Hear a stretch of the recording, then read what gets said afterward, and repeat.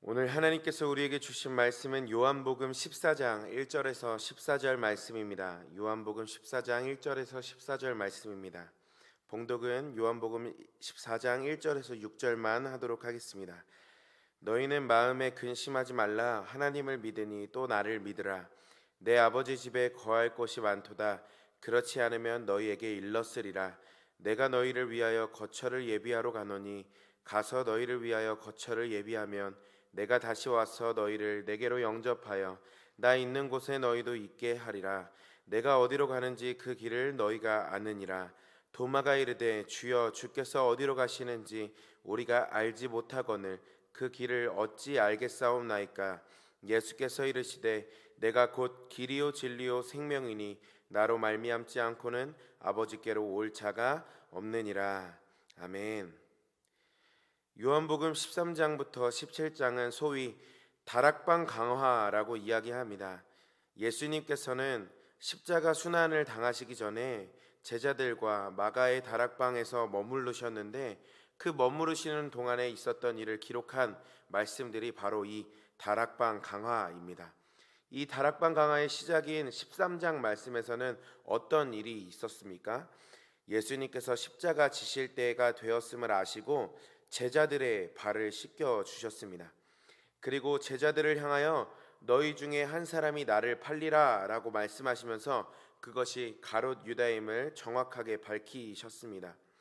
또 내가 이제 곧 아버지께로 간다 라고 이야기하시자 베드로가 예수님이 가시는 곳이라면 어디든 따라가겠습니다 라고 이야기했다가 베드로야 네가 닭이 두 번 울기 전에 나를 세 번 부인할 것이다 라고 이야기하셨습니다. 그렇게 13장의 내용이 끝이 나고 오늘 이 14장의 말씀들이 이어지는 것입니다. 13장에서 이런 일들을 경험한 제자들의 마음이 과연 어떠했을까? 아마 혼란스러웠을 것 같습니다. 물론 이전에도 예수님께서 십자가 지실 것을 이야기하셨지만 후에 그런 일이 있겠구나라고 생각하는 것과 지금이 바로 그 일을 행할 때라고 이야기하는 것은 또 다른 것이지 않겠습니까? 그런데 그렇게 예수님을 당장 떠나보내게 된 것만으로도 제자들에게 너무 당황스러운 일처럼 느껴질 텐데 다른 사람도 아닌 제자 중에 한 사람이 그 예수님을 팔아 넘겨서 그 예수님이 죽게 될 것이다 라고 이야기하셨습니다. 또한 제자들 중에서 수제자라고 할 수 있는 베드로도 예수님을 배신하고 떠날 것이라 라고 이야기하시니 그 제자들의 마음이 참 혼란스러웠을 것 같다라는 생각이 되어집니다. 그렇게 혼란스러워하는 제자들을 향하여 오늘 죽음을 앞둔 예수님께서 마지막 말씀을 전하시기 시작하는 것이 바로 오늘 본문의 말씀입니다. 1절 말씀을 보면 너희는 마음에 근심하지 말라. 하나님을 믿으니 또 나를 믿으라 라고 이야기하십니다. 예수님께서 여러 일로 인하여서 당황하고 또 혼란스러워하는 그 제자들에게 말씀하시는 것이죠. 근심하지 말라. 그렇게 말씀하신 것은 아마 제자들 마음 안에 근심하는 마음이 있었기 때문인 것 같습니다. 그런데 저는 그런 제자들의 마음이 충분히 이해가 되더라고요. 말씀을 묵상하면서 만약 내가 예수님의 제자 중 한 명이었다라고 이야기를 해도 만약 그런 제자 중 한 명이었다 하더라도 이제 예수님이 내 곁을 떠나신다라고 말씀하시면 충분히 당황스럽고 또 충분히 근심할 수 있겠다. 더군다나 제자들 중에 한 사람이 팔 것이고 베드로 또한 예수님을 배신하고 도망간 것이다 라고 이야기를 하시니 그것이 얼마나 혼란스럽고 또 근심할 만한 일이 되겠습니까? 그런데 오늘 예수님께서는 그런 제자들에게 말씀하시는 것이죠. 근심하지 말라. 근심하지 말라. 왜 근심하지 말라 하셨을까? 말씀을 다시 보면 예수님께서는 근심하지 말라라고 말씀하시면서 동시에 나를 믿으라라고 이야기하셨습니다. 근심하지 말고 나를 믿으라. 이 말씀의 뜻은 무엇입니까? 결국 근심하는 것은 그 안에 예수님을 믿지 않기 때문에 그 근심하는 마음이 있는 것이다 라고 이야기하시는 것이죠. 예수님을 믿는 믿음이 없기 때문에 근심한다라는 것입니다. 우리는 삶을 살아가는 동안 참 많은 근심 속에서 살아갑니다. 그럴 때마다 우리는 생각을 하죠. 내게 돈이 좀 더 있었으면, 이렇게 근심하면서 살지 않았을 텐데, 혹은 내가 지위가 조금 더 높았다면, 내가 조금 더 건강했다면 이렇게 염려하면서 살지 않아도 됐을 텐데. 그러나 정말 그렇습니까? 많은 재물과 돈을 갖게 되면 우리가 걱정과 근심에서 해방되는 것입니까? 그렇지 않습니다. 많은 돈을 가진 사람은 또 그 많은 돈 때문에 근심하면서 살아갑니다. 높은 지위에 내가 앉게 된다라고 하면 근심하지 않을 수 있을까? 오히려 높은 지위를 가질수록 돌봐야 하고 책임져야 할 일들 더 많아지기에 더욱 근심하면서 살아갑니다. 그렇습니다.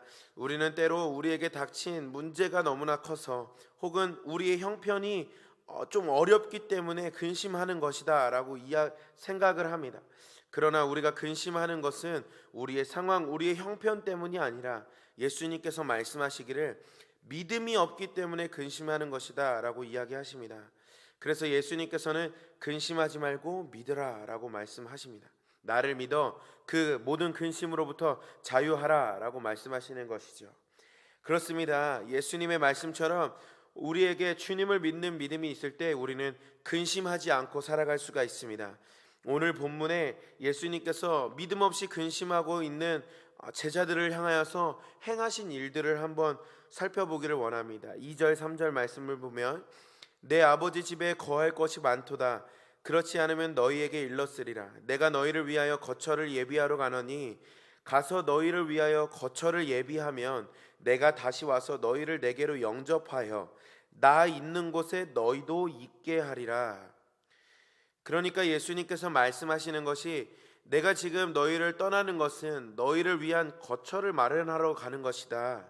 지금 당장은 너희와 내가 죽음으로 인하여서 완전히 헤어지는 것처럼 보일 수 있겠으나, 나 있는 곳에 너희도 있게 하려고 내가 잠시 너희를 떠나는 것뿐이다 라고 그렇게 이야기하시는 것이죠. 예수님께서 행하시는 일들에 대하여서 제자들에게 이렇게 설명해 주시는 이유가 무엇이겠습니까? 그것은 바로 땅의 것을 바라보면서 근심하는 제자들이 이제는 눈을 들어 주님 하시는 일 바라볼 수 있도록 하신 것입니다. 그들을 위해 하늘의 거처를 예비하러 가신 그 주님을 바라볼 수 있도록 하신 것이죠. 그 주님을 바라보아서 그들이 그 주님을 향한 믿음을 가질 수 있도록, 그 믿음을 통하여 그 근심을 극복할 수 있도록, 근심에서 자유할 수 있도록 그들의 눈을 들어 주님을 바라보게 하신 것입니다. 그렇습니다.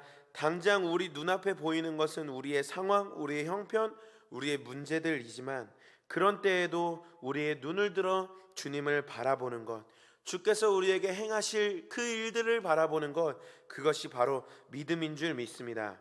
믿음은 땅의 것을 바라보며 사는 우리로 하여금 눈을 들어 주님을 바라볼 수 있도록 하는 것입니다. 그러므로 염려와 근심 속에 살아갈 수밖에 없는 우리로 하여금 예수님께서 우리에게 행하실 그 일들 바라보는 그 믿음으로 말미암아 우리가 근심으로부터 자유하게 되어 이제는 기쁨과 평안, 감사와 찬양 속에서 살아갈 수 있게 되는 것입니다. 사랑하는 성도 여러분, 우리 모두가 정말 이 믿음 갖게 되기를 간절히 소망합니다. 어떤 상황, 어떤 형편에 있다 할지라도 그 주님 바라봄으로써 근심하지 않을 수 있는 믿음, 오히려 우리 안에 하늘 소망으로 가득하게 되어서 그 주님만 소망하면서 살아갈 수 있는 그 믿음 갖게 되기를 간절히 소망하는 것입니다. 코로나로 인하여서 온 나라가 어려움 중에 있습니다.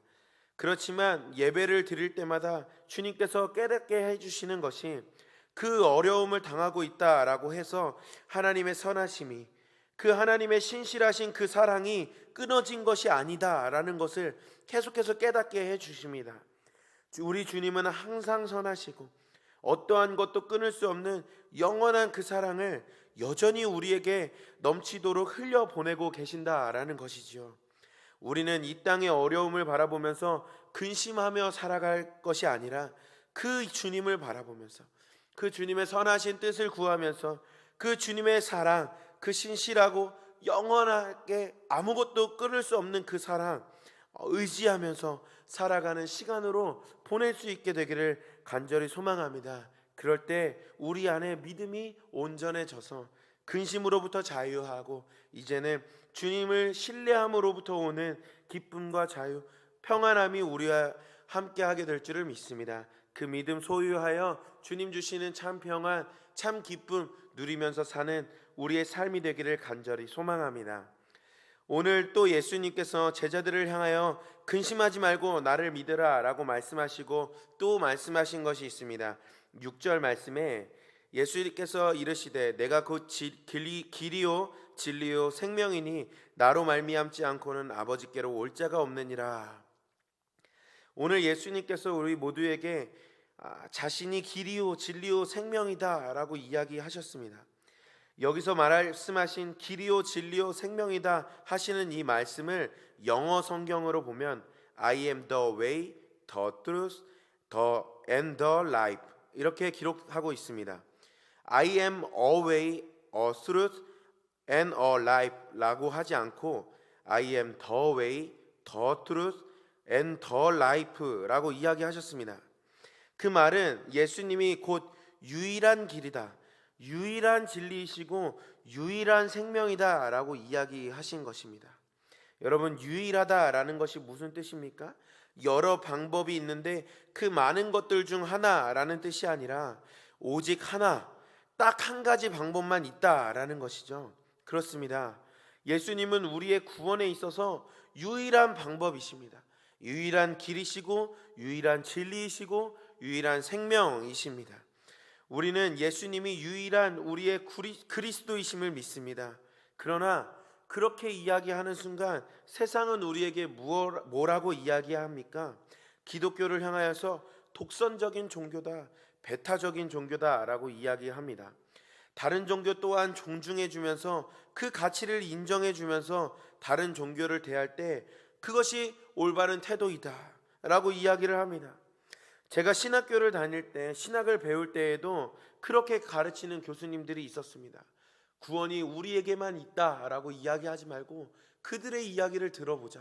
그들이 이야기하는 구원에 대해서도 들어줄 줄 알고 인정해 줄 줄 알아야 된다라고 이야기하는 교수님들도 있었습니다.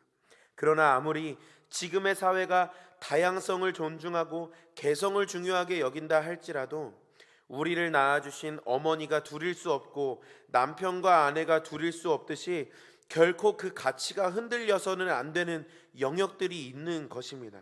우리를 향한 하나님의 구원이 꼭 그렇습니다. 하나님의 구원은 유일한 것이지 그 예수님이 유일한 길인 것이지 다른 방법이 있는 것은 아니라는 것이죠. 하나님께서 분명하게 말씀으로 이야기하셨습니다.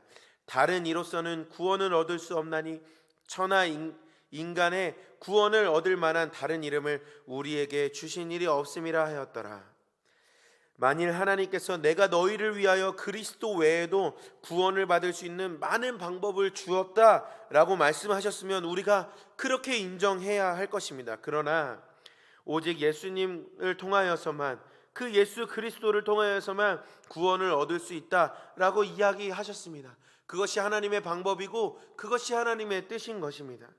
그렇습니다. 사랑하는 성도 여러분, 구원은 오직 우리 주 예수 그리스도께만 있습니다. 그 예수 그리스도만 우리의 유일한 길이시고 우리의 유일한 진리이시고 우리의 유일한 생명이신 것을 믿습니다. 그러므로 우리는 그 주님만 더욱 바라보면 되는 것입니다. 이것저것 바라볼 것 없이 더욱 주님만 바라보면 되는 것입니다. 비록 지금은 우리가 여러 어려움들로 인하여서 한 자리에 모여 함께 예배하지 못하고 또 기도하지 못하지만 각자의 자리에서 더욱 그 주님 바라보면서 기도하고 예배하는 자로 살아가면 되는 것입니다. 우리가 지금 너무나 많은 소리에 귀를 기울이고 살아갑니다. 너무나 많은 것을 보면서 우리의 마음이 근심하면서 살아갈 때가 너무나도 많습니다. 이렇게 하면 내가 그 어려움을 극복할 수 있을까? 다른 것들을 의지하며 살아갈 때가 너무나도 많습니다. 그러나 오직 구원은 유일한 오직 예수 그리스도께만 있다라는 사실을 명심하고 그 주님을 바라보는 시간으로 삼아야 할 것입니다. 우리가 주님의 지혜를 통하여서 경계하고 분별해야 하겠지만 그것으로 인하여서 주님을 바라보는 그 시간들을 놓치게 된다면 그것은 정말 안타까운 일일 수밖에 없습니다. 우리가 이럴 때일수록 우리의 유일한 구원이신 그 예수님을 바라볼 수 있도록 있어야 하겠습니다. 예수님께서 말씀하여 주셨습니다. 나로 말미암지 않고는 아버지께로 올 자가 없다. 그 말은 나로 말미암으면 반드시 내가 아버지께로 나아갈 수 있게 하겠다라는 예수님의 약속인 것입니다. 나로 말미암으면 반드시 아버지께로 나아갈 수 있게 하겠다. 사랑하는 성도 여러분, 그 예수님 바라보고 의지할 수 있게 되기를 간절히 소망합니다. 예수님만이 우리의 유일한 길이시고 유일한 진리이시고 유일한 생명이 되어 주십니다. 그 예수님 바라보고 의지한다면 반드시 우리를 하나님 아버지께로 인도하여 주실 것입니다. 우리의 어려움을 가지고 주 예수님께 나아갑시다. 우리의 문제, 우리의 염려를 가지고 주 예수님께 나아갑시다. 주님이 우리의 유일한 길 되어 주실 줄 믿습니다. 우리의 삶에서 더욱 주님을 바라보고 의지하여서 주님께서 행하시는 그 구원의 역사 다 맛보는 삶 되시기를 간절히 소망합니다. 우리 이제 오늘 우리에게 주신 말씀을 붙잡고 함께 기도하길 원합니다. 첫째로 기도할 때 오늘 하루 우리의 뜻대로 되지 않아서 좌절하고 또 어떻게 해야 하나 혼란스러워할 때 근심하지 말고 나를 믿으라 라고 말씀하신 그 주님의 말씀이 깨달아지게 되기를 간절히 소망합니다. 당장 우리의 눈앞에 보이는 것은 우리의 상황과 처지, 형편이오나 믿음의 눈을 들어 우리를 위해 일하시는 그 주님을 바라보게 하여 주시옵소서. 그래서 주님 행하신 일들 바라보며 기쁨과 감사, 평안이 넘치는 삶 살게 하여 주시옵소서. 기도하시겠습니다. 또 한 가지 기도하실 것은 주 예수님이 우리의 유일한 구원자이심을 믿게 하여 주시옵소서. 주님을 의지할 때 반드시 아버지께로 나아갈 수 있게 하겠다 약속하신 그 주님 바라보며 살아갈 수 있도록 인도하여 주시옵소서. 기도하시겠습니다. 또 마지막으로 기도할 때 우리의 유일한 구원자가 주님이신 것처럼 이 나라, 이 민족의 유일한 구원자 또한 주님이심을 고백하기를 원합니다. 그리하여서 주님께서 나라와 민족 긍휼히 여겨주셔서 이 모든 어려움 가운데서 능히 벗어날 수 있도록 인도해 달라고 우리 그렇게 함께 기도하시겠습니다.